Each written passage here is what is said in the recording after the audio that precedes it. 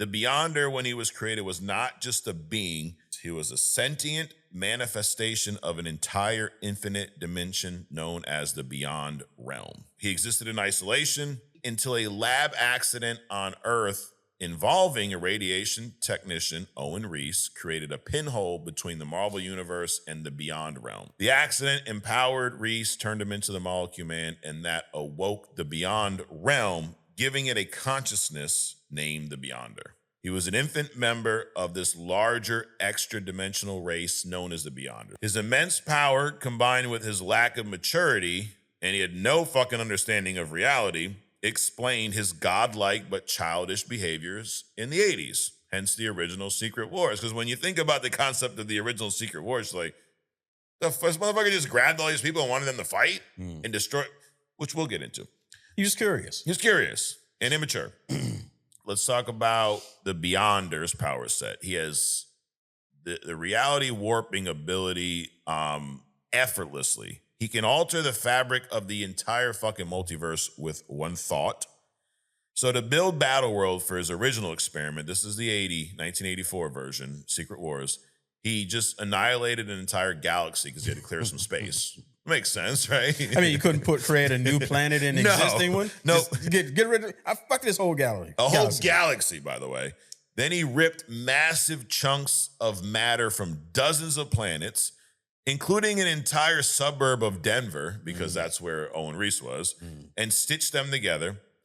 He's also swatted Galactus away like how you and I would swat a fly in the sequel to Secret Wars. The Beyonder erased the concept of death across the entire multiverse with a single thought, causing chaos until he decided to bring her back. Now, his only weakness, though, is psychological, Adrian. Of course. He doesn't understand linear time, mortality, desire, or consequences. He took human form in Secret Wars 2 to walk among humanity.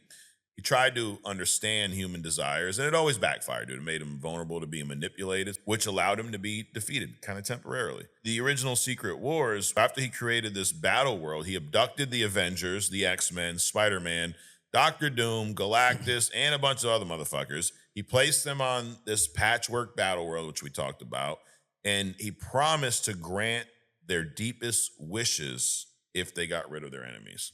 The Beyonders are a race that goes back to the dawn of creation.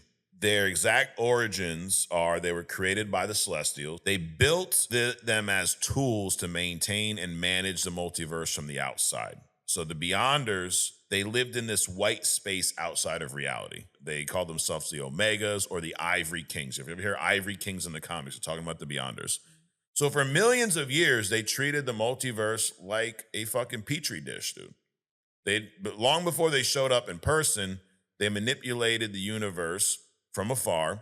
They commissioned an alien race. We talked about these motherfuckers called the New Wally to create the Savage Land on Earth as an evolutionary preserve. So the child unit, the old Beyonder back in 1984 had boundless fucking power, no focus. The Ivory Kings are the adult version. They're organized, they're unstoppable. They have limitless evolutionary potential, meaning they can adapt and overcome anything you throw at them. This multiverse, this was just like a test for them. Right. Like they're just playing around. Here we are living our lives, trying to fucking, create things. We're creating only comics. We're doing all this shit. And in the back of their minds, like, dude, we're going to destroy this shit anyways. Right. They killed the fucking Celestials across universes. They also eradicated eternity and infinity. Those are other characters, by the way. And so they got rid of all these motherfuckers. So the created destroyed the creator. Then the Living Tribunal. What do you know about the Living Tribunal? You talked about Living Tribunal before. Pretty powerful. Hell yeah. What these motherfuckers did was they assassinated the Living Tribunal. It took 3 Beyonders. Now, the Living Tribunal is the ultimate judge of the multiverse. He only answers to who? The one above all. The one above all. It took 3 Beyonders fighting together to annihilate the Living Tribunal simultaneously across every plane of existence. He gone. Okay. The Ivory Kings, though, they had a blind spot, Adrian. They existed outside of reality and time. So they were strictly bound to linear time when they interacted with the multiverse. They could not travel to the past or the future. stuck where the fuck they are. They were unable to perceive temporal shifts, which made them vulnerable to beings who can navigate time.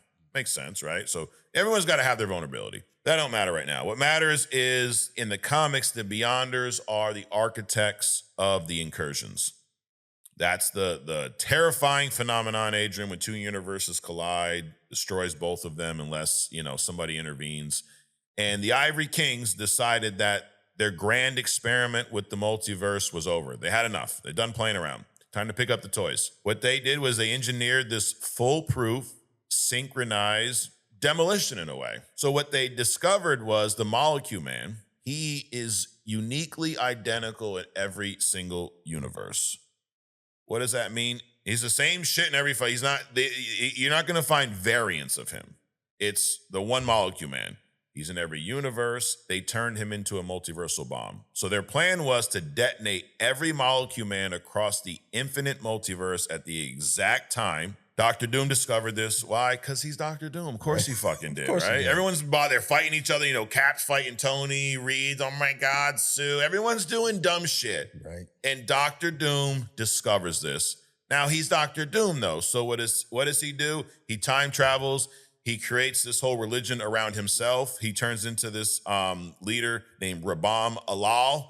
He teams up with Molecule Man and Doctor Strange, and he travels around these timelines and these realities, preempting this shit. He's killing these alternate universe Molecule Man before the Beyonders can trigger their whole explosion. So he fucks up their whole synchronized detonation, causes early deaths of these universes, and he triggers the incursions. Now, when it came down for the final confrontation, Doom didn't try to fucking fight the Ivory Kings. He used their own weapon against them. He captured thousands of alternate Molecule Men, and he threw them directly into the Beyonders realm. We know they live in this space between universes, and detonated thousands of the Molecule Man. That blast killed all of the Beyonders. Then he used the Prime Molecule Man as a conduit. Doom absorbs all their collective power, slaughters their race, and that is the power he used to salvage the remaining fragments of this dying multiverse and creates the 2015 version of Battleworld, rules it as God, Emperor Doom. So that in a nutshell is who these fucking Beyonders are.